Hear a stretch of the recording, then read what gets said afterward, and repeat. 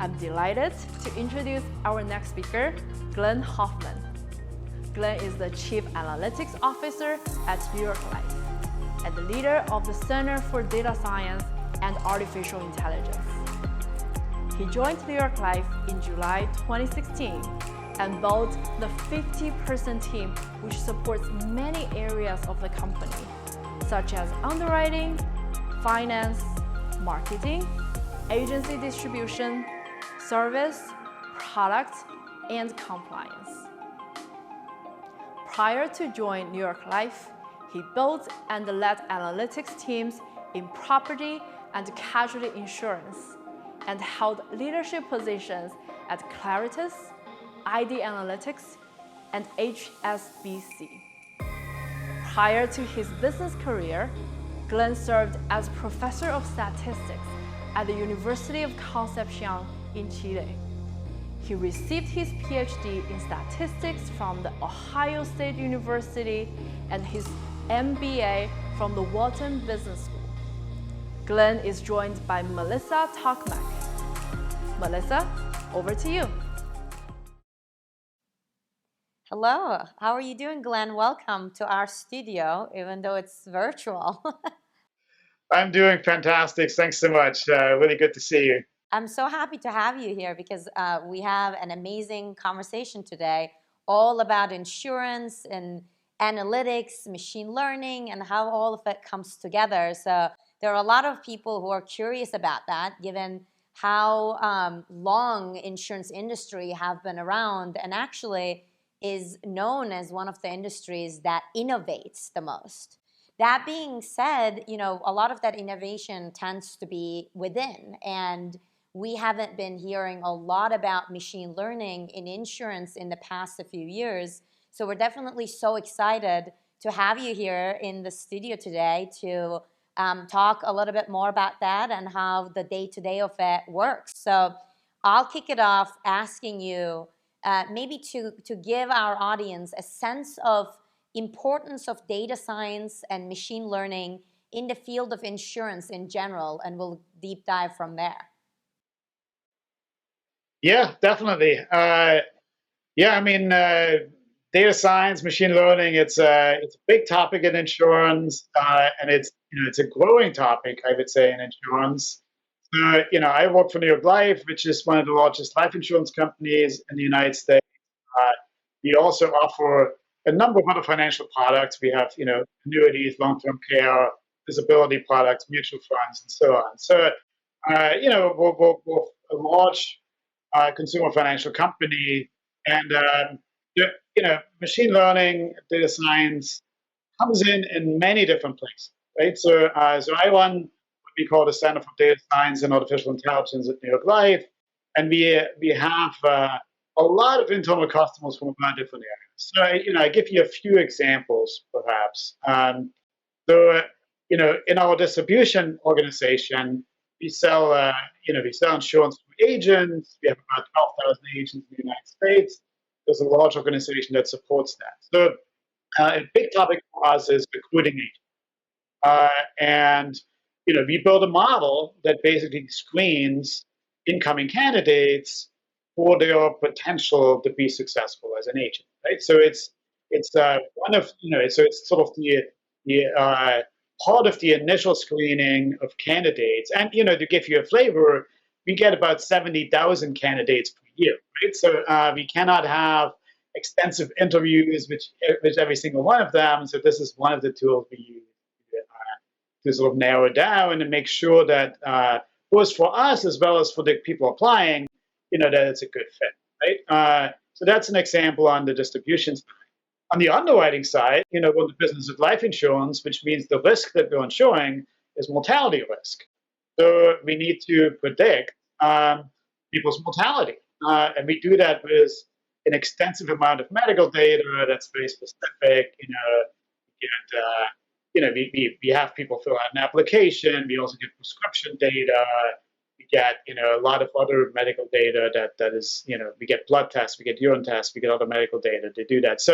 But then at the end, the data science of it is predicting mortality, as best as we can. And then we have marketing projects, right? So like any consumer-facing company, we have lots of customers. We'd like to have more. We like our customers to stay longer. So we build models on retention. We build customer retention models, figure out what impacts retention, what can we change, how can we make people happy so they will stay with us.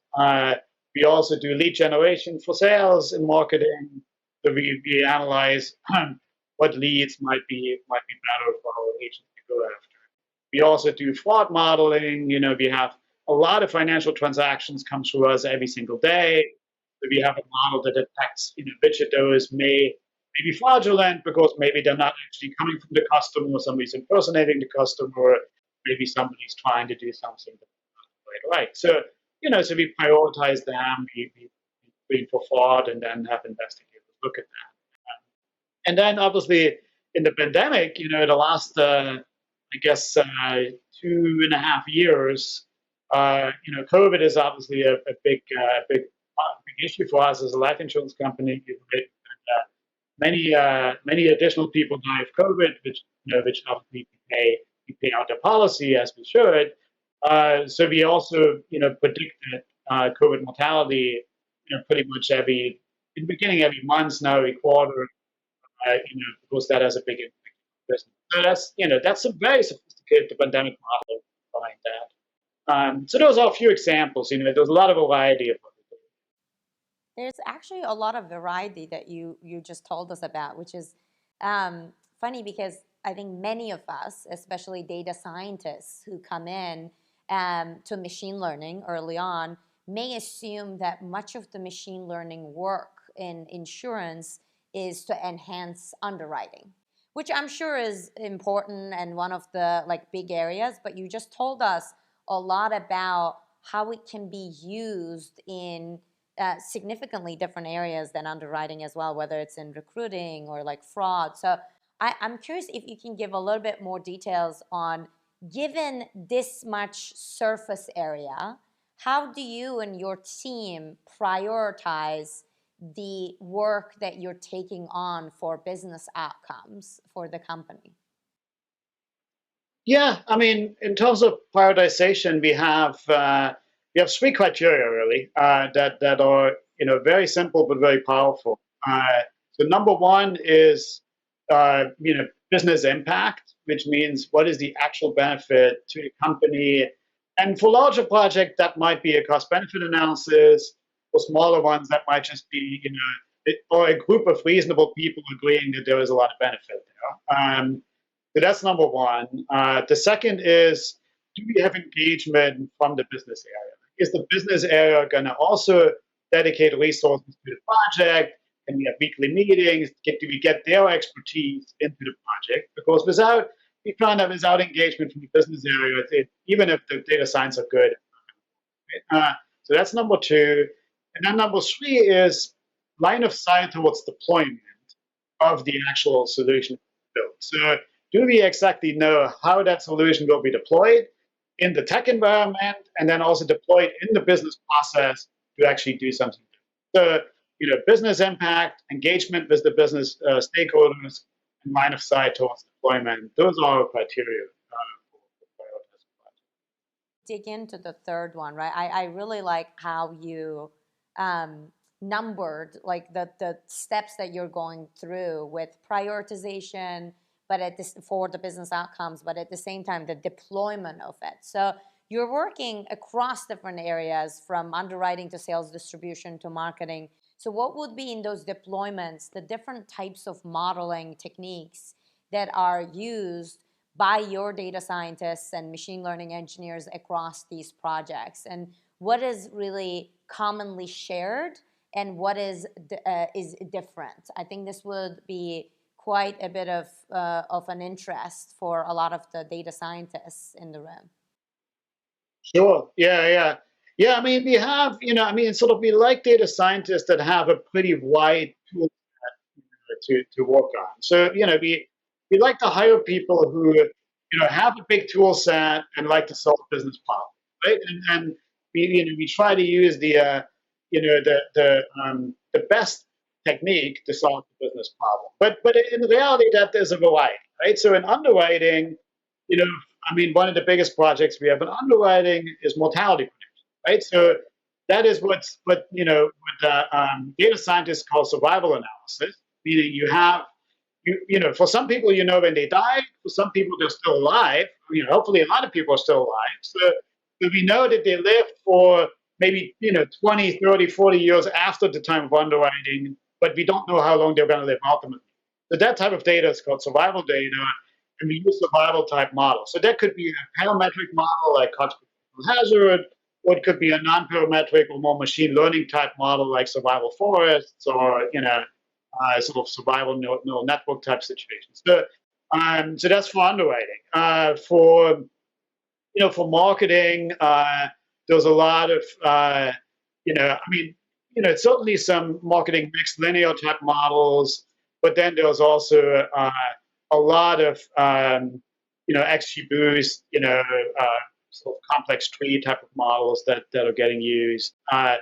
Then, another project we do is geospatial analytics. New York Life has about 150 sales offices in the country. So we do a lot of geospatial analytics around placement of those offices, size of those offices, what kind of opportunity these offices have. But then, so we have a geographic information system software. We do a lot of spatial correlation type modeling, as well. And then, of course, there is complex data that might be unstructured, like unstructured medical data.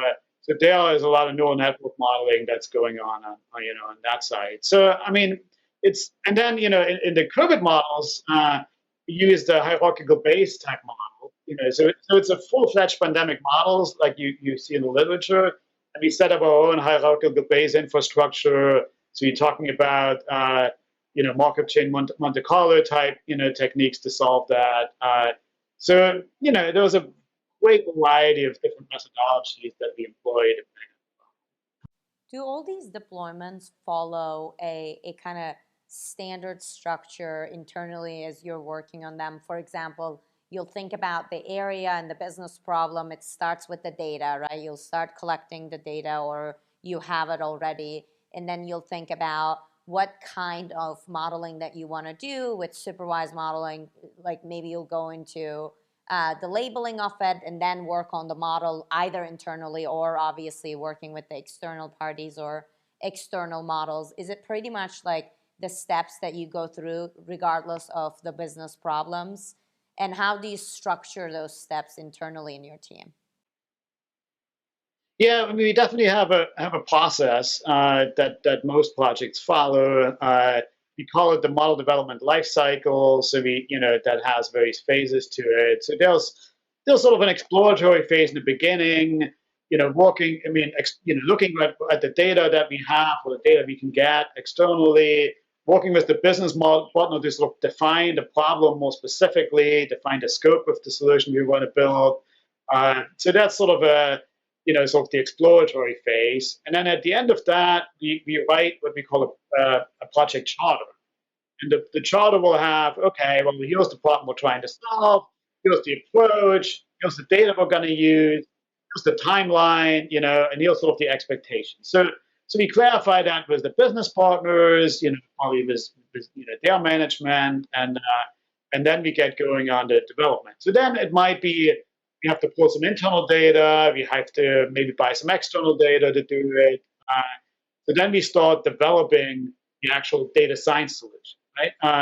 So that's the next phase. And then after that, there's a phase on getting the model ready for deployment, right? So then engineers get involved. Code might have to be optimized a bit. Maybe there's an ETL process that needs to be created in production, which you don't need it for development, but in production you need a repeatable ETL process, so that needs to be coded up.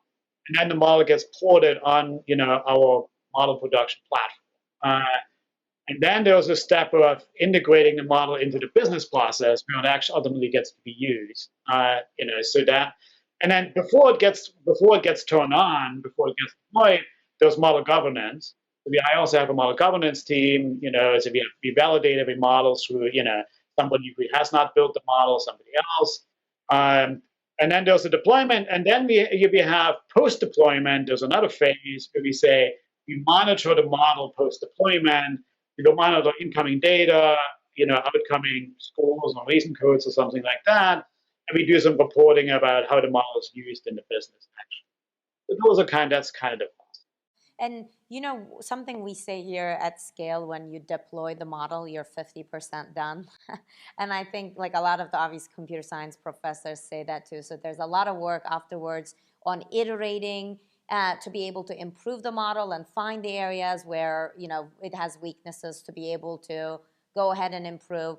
And in your area, especially in insurance, external events could be a big impact on that post model deployment stage. And I think you and I were talking about this before we kind of came onto stage, but we're just coming out of one just right now, right? Like we're hopefully coming out of the COVID phase, and I am sure it had a lot of impact, not only the future of how you're thinking about these models, whether it's in the mortality like models or some of the other models that you're working on, but also iterating on pretty much like everything existing since probably the data really threw off a lot of the things you were looking at. So maybe this question is in two parts. One, you played a critical role in the company that is affected by these events in the past 2 years. So I'd love to know how you and your team was asked to engage during this process while everybody was remote, and to really tie that for us to that post-deployment phase. How are you going to think about that phase because of these external events moving forward? Yeah, I mean, COVID obviously for our business was a big, was a big moment of change. I remember very clearly in March of 2020. We were still. This must have been like the last week we were still in the office. My boss walks into my office and says, "Glenn, you're going to set up a COVID, analytics task force, and you're going to keep the whole company abreast of what's going on with COVID." I'm like, okay, I guess I'm doing that now. So I got a team together of data scientists and engineers, but also medical doctors, government affairs people, right? In the beginning, different state policies mattered. We had some government affairs people on the team. We had 2 medical doctors on the team, and we looked at COVID holistically on how it impacts the company. Obviously, claims, because of increased mortality, was important. But COVID also impacted sales because a lot of our sales are like in-person interactions that had to change, right? So there was a sales impact. So all of our models on productivity of our salespeople, we had to make a COVID adjustment for that. So totally unrelated to mortality, but we have to make COVID adjustments in many other models that we have because they were impacted by the nature of social life just changing in the country, right? So then we published a report every month that basically predicted what COVID is going to do in the next 3 months, and that was probably one of the most popular reports in the whole company because everybody wanted to know what's going on. So in the sense that so to go to your question on how is that deployed, so we deployed it in our finance predictions, right? Because COVID has a big impact on our finances. So it was deployed into the finance, forecasting and the finance predictions in that area. And then it was, we made some changes to our underwriting. So we deployed some of the insights from that report into our underwriting environment. And then we also updated our sales forecast. So that, deployed into that as well. So that was like a, pretty monumental event. I mean, it was kind of, even so, when COVID was happening in 2020, for society, it was a pretty traumatic event. But us as data scientists, it was actually tremendously exciting because it created a lot of interesting problems that we tackled. We were walking like around the clock on COVID, right? So it was very intense. But at the same time, I think it was good for data science in general because, there was nobody knew what was going to happen. So, nobody had any intuition.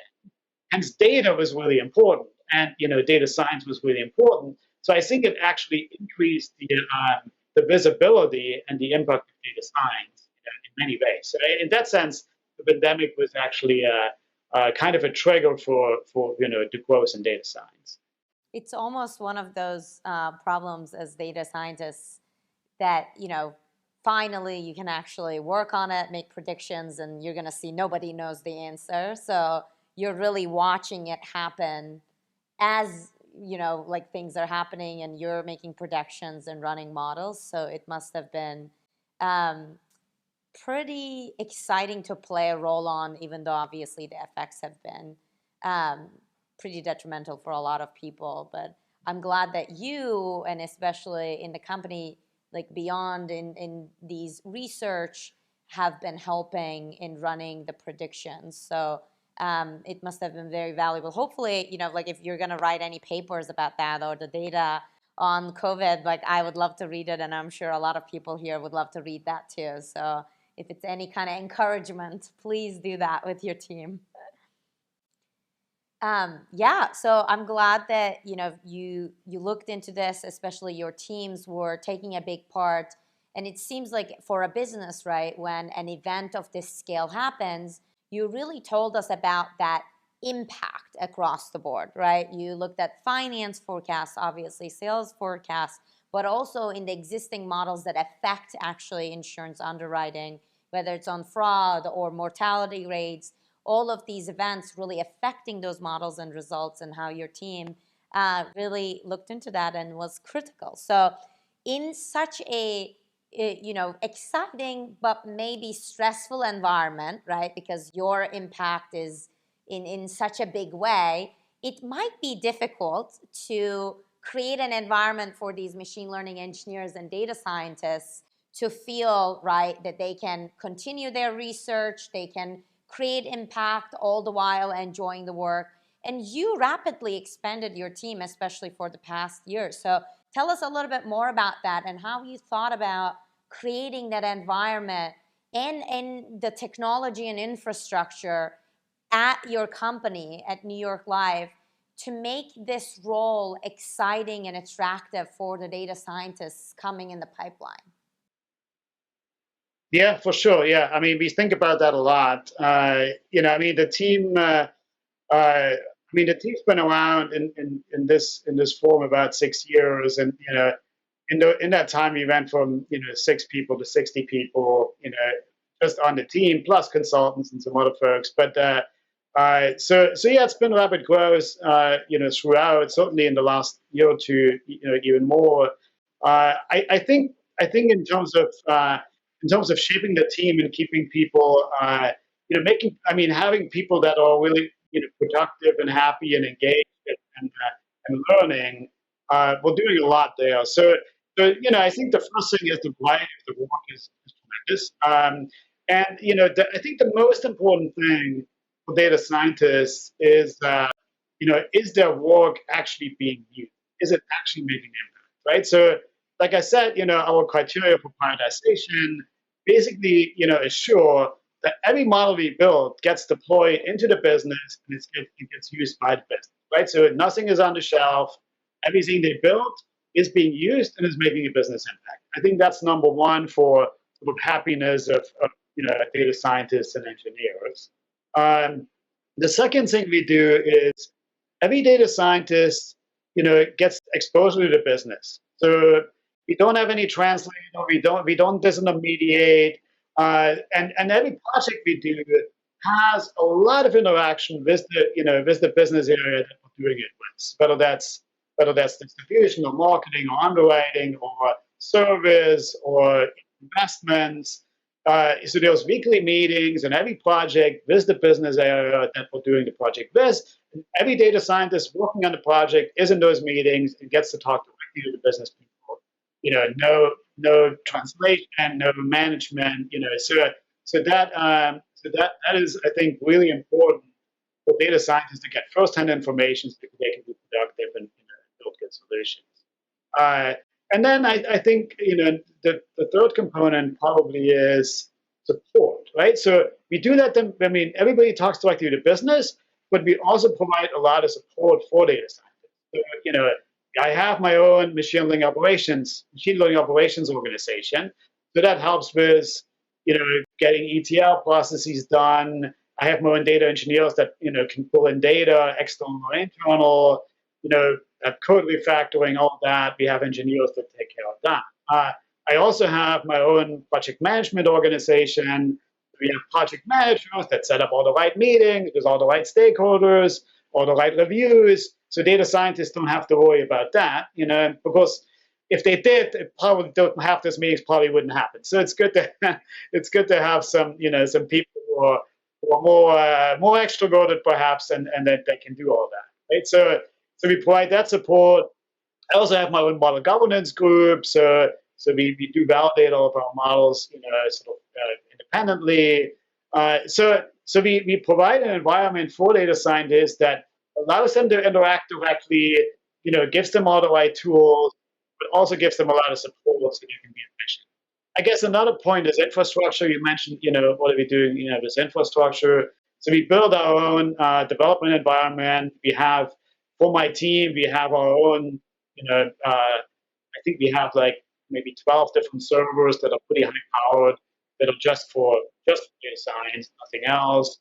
And then we have our own production environment. We have a Kubernetes-based product that we use for productionizing all of our models. Well, most of our models, and then we also have a geospatial production environment where we put our geospatial models that can also then be distributed anywhere. And then, so we put our models on this production environment, and then we build APIs with a business side production system. So say for the model for the distribution organization, we put it in our environment, which gets containerized, as its own product on an environment.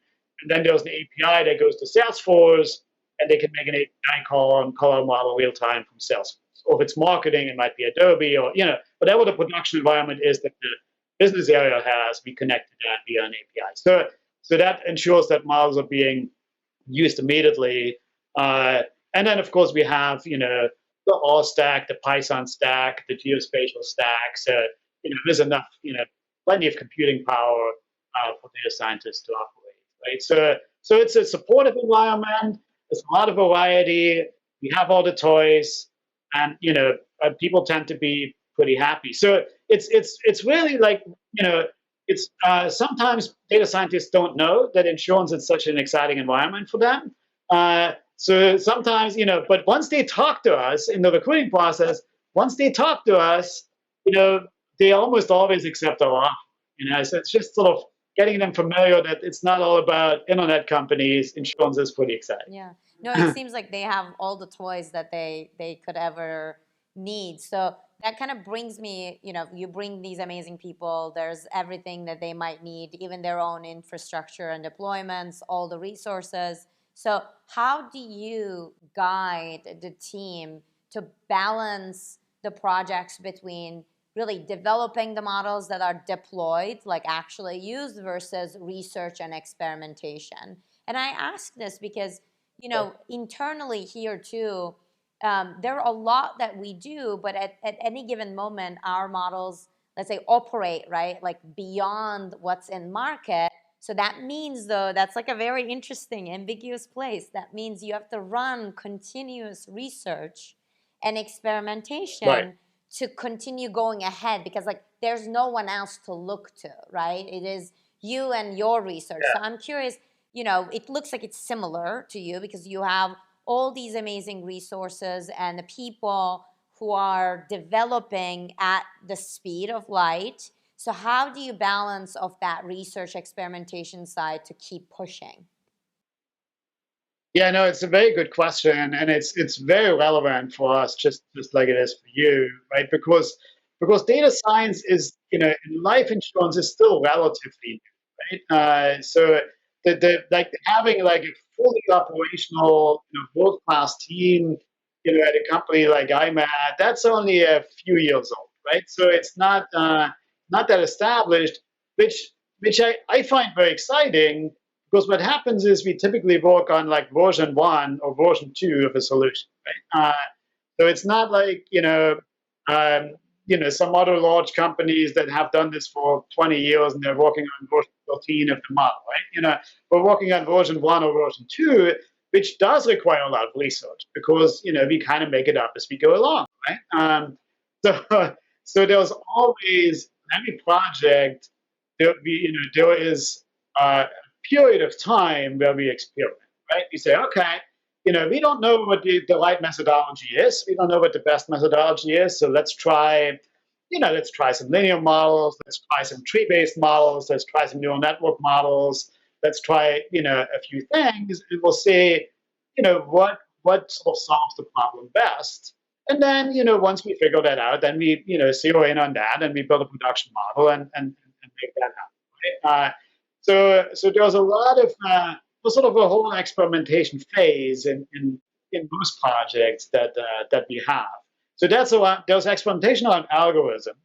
There's also experimentation around data, because sometimes we don't know what is the most predictive data for this particular problem, right? So, so we'll go out and look at a few data vendors, and we do proof of concepts with, several data vendors. And then we end up buying the data in production that it ends up being predicted. We also have a mountain of data internally that we can try. So there's the algorithm experimentation, there's the data experimentation, that we have, and then there's a little bit of sort of business model experimentation as well. Like, how does this solution sort of best deployed into the business, right? Is it a triaging thing where you're triaging data? Is it a prioritization setting thing where you give them a list of things that they need to look at, or is it real-time production type of solution? Right? So we have variations of all of that, but for the specific problem at hand, there's a little bit of sort of business model experimentation. Yeah. No, I mean, we definitely, similar to you, right? It's always an experimentation. You start with that proof of concept, and not only in the models, but as you said, on the data, to be able to see what is really going to change the outcome. And actually for us, and I know this is valid for you too, not only the data itself, but also quality of the data as well becomes really key to be able to get the best results possible. And this won't come as a surprise, because obviously, that as part of our models as a service business at scale, I lead our document AI solutions as well.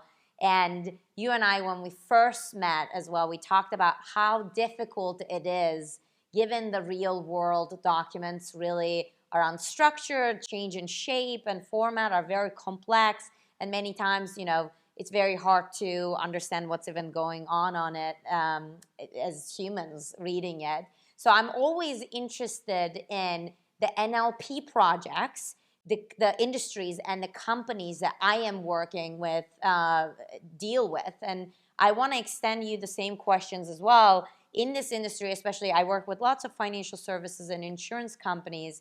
This is always top of mind, because usually when they meet with us, it happens that they have tried everything like possible and they're pretty skeptics because of the results. So we talked about the same thing when you and I met. So tell us a little bit more about your NLP investments, and where does these document processing projects come in your organizations, and where the company benefits from these the most within your organization?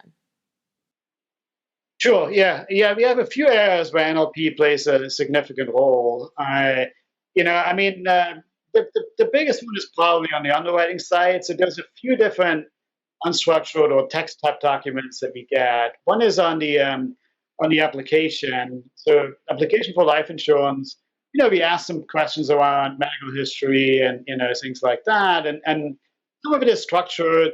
Like the very common things that common medical issues people might have, that's structured.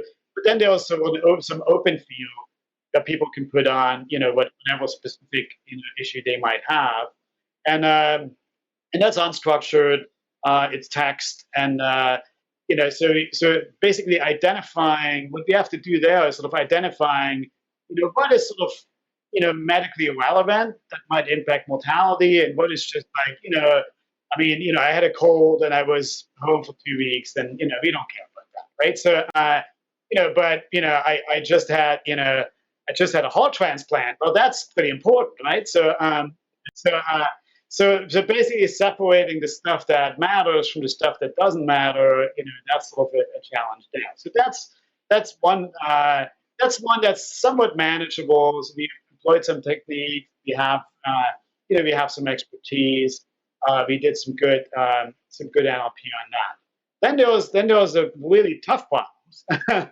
So the really tough problems is when you have like a large amounts of medical text.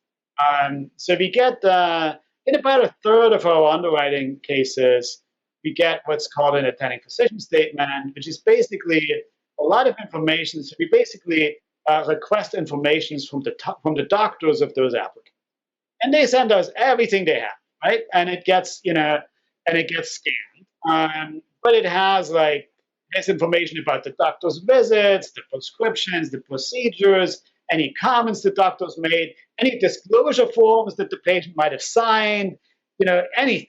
So the average length of that is 100 pages, and it often can be several hundred pages.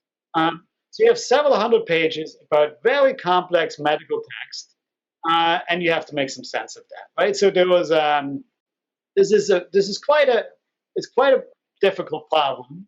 We've made some inroads, but I don't think we've solved it. So there was a lot of active research there, and if there's any NLP experts listening, they want to have a very difficult, very challenging NLP problem, we got it. Okay. And I'm, solving those challenging problems.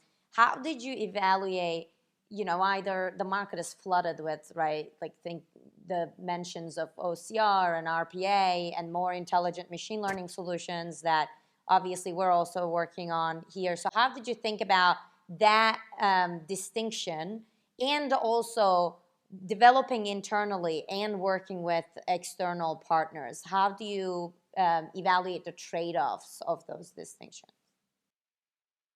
Yeah. I mean, certainly from a techniques perspective, to answer your first question there, I mean, OCR matters. So we do have, some pretty decent OCR, but OCR is important, but it's not the most tricky thing. The tricky thing is what do you do with it afterwards, right? So the challenges we have there, so there from a techniques perspective, we certainly use large language models, but large language models, they are useful, but they're a little limited when it comes to very, very specific, medical text, right? So it's not quite there yet.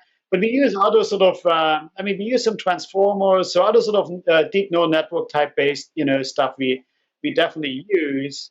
But the challenges of conceptually, if you think about NLP, is in the documents that we get, there's like two conceptual challenges that sound easier than they are, right? One is you get information that's not actually about the patient. It's just some disclosure information that happens to be in there. So let's say you get your some routine cancer screening, right?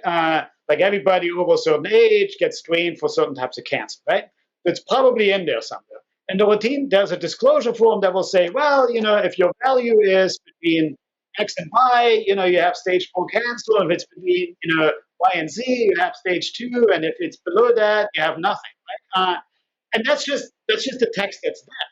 It has nothing to do with the patient, but under somewhere it says stage 4 cancer, right? So separating that out from this is about the patient, this is not about the patient, that is actually quite a challenging problem. The other challenging problem is negation, right? You would be surprised how many different ways you can say this person tested negative for cancer, right? So separating the positive from the negative is actually fairly challenging. When this all get mixed in with comments by a doctor and all that, it's actually a fairly challenging thing. So deep neural network based techniques like like large language models and transformers and other, more specialized models certainly help, but we haven't really fully solved the problem. Yeah, I'm sure, because I think a lot of the generalizable models or even the large language models, right, there's a lot of nuances that you have to deal with. Some of the examples you have given. And when you open the Pandora's box, especially in insurance, it's even more like within the patients and what they're dealing with, specific medical issues, specific restrictions from either both the patient side or the hospital side. There's a lot to think about. And how do we incorporate that into the models deployed? And that fine-tuning and customization really becomes important when you want real results from the models. So definitely, I hear you on that. Lots of people we have been working with really deal with the same issues. But this brings me, not only this, but please include this as well. In the other models that you're deploying, how are you measuring success? Like, what does that mean to you and the team and the business outcome? What do those metrics look like? What does the measurement and the evaluation process look like so you can keep doing it or improve it? Yeah, for sure. Yeah. I mean, I talked a little bit about the prioritization of projects, sort of in the beginning, as I sort of now you're sort of going to the back end of this. So, so after we deploy the model, what happens now, right? So what we have is we have model monitoring. So every model that gets deployed, we put monitoring on that model. So there's basic things and then there's more complex. The basic things will be, is the distribution of the incoming data into the model, is that okay? Is that not changing? Because we might have a lot of external data providers. If they change like some medical test and if they put a different scale on it, it could screw up our models, so we might know about that right away, right? So there's sort of the monitoring of incoming and outgoing data. That's the basic, right? And then there is monitoring the utilization. So is the business area actually paying the model as often as we think they should, right? So is the model being utilized in the way that we expected it to be utilized? So there was that kind of monitoring. And then what is the experience that people have with it, right? So, are they happy with the results they get from the model? Are they not happy? So we do some surveys on that. We do some reporting on that to see what's the utilization, bringing the results. And then we look at the distribution of sort of the business outcome from that. So that now depends on what it is, right? Say it's a retention model and it drives a retention campaign. Then we measure, okay, well, did retention actually increase, right? The model gave some input, and the model gave like people to reach out to for a retention campaign. Then there was an actual action the business did. They might have done a direct mail campaign or maybe some outgoing phone calls or whatever. And then we want to look at that population, analyze that population and say, did that population better than a control population? So the model actually caused, retention to go up. Or, it could be productivity of sales. It could be, fraud detection. Like we look at, all right, the model recommended that, tomorrow you look at those 50 transactions and investigate them for fraud. Okay. Well, once you've done that for a few weeks, what fraud did you actually find? Right? And we have a statistic on that that says, oh, well, in the last few weeks, he, detected a few $1,000,000 of fraud. Okay. So it's working, right? Okay. We found it, right? So we have sort of the, both the monitoring, basic as well as utilization, and then sort of the business analysis of the actual impact of the model.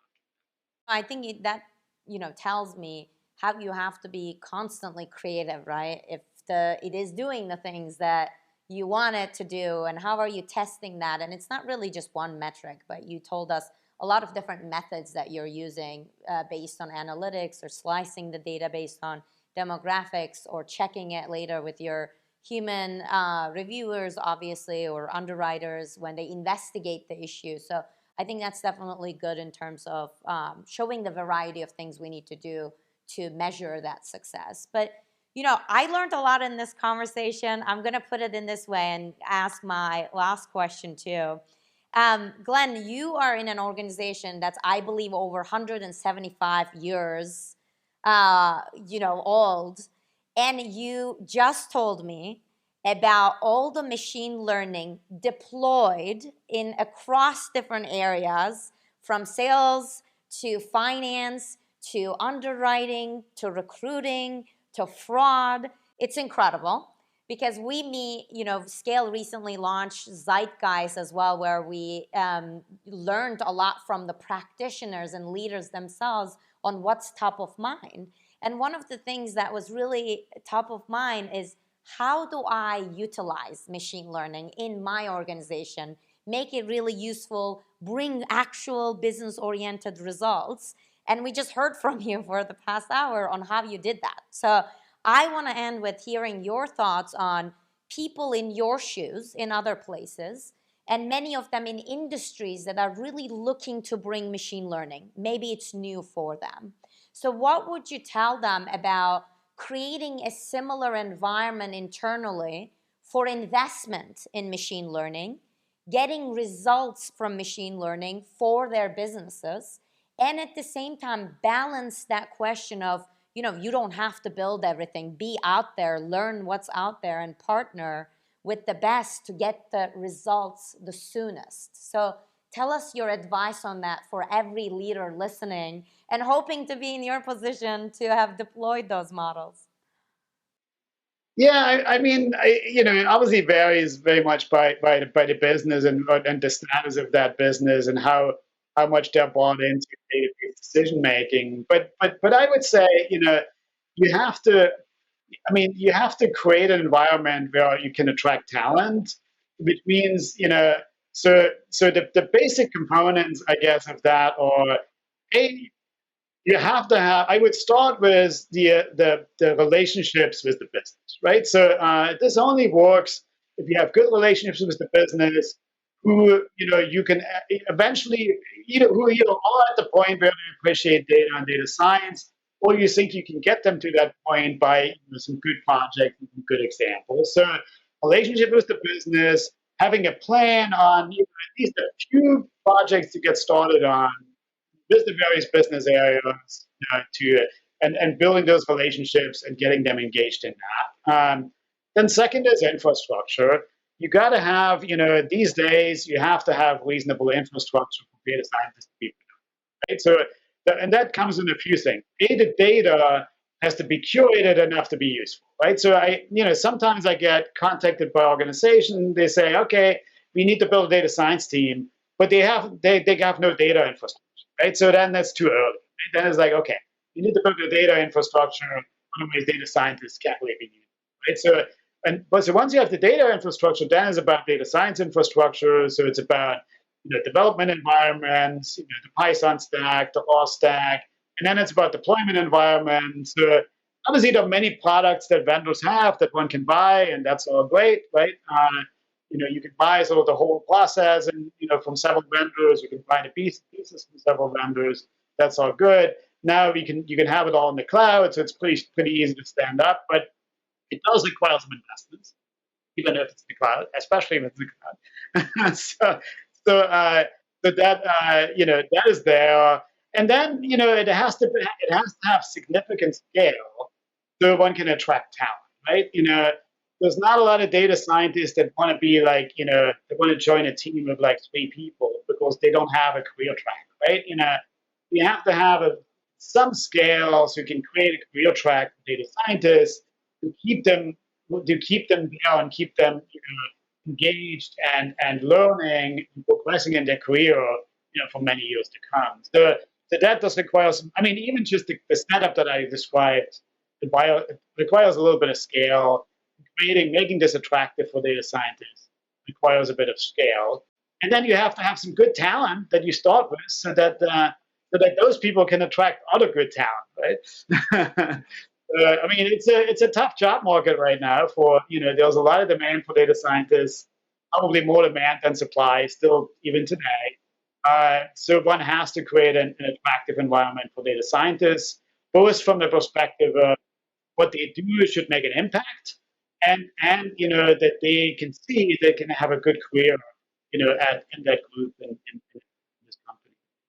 That's definitely great advice. And I always say, obviously that will take time and building that talent pool, the investment, And what I suggest to all the leaders implementing machine learning in their organizations, find areas where you can show results sooner, and if necessary, partner with people who can help you.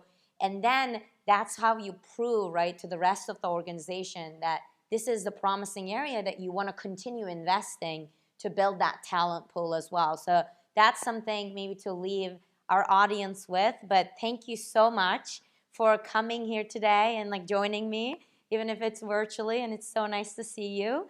And we hope to see you in the next one.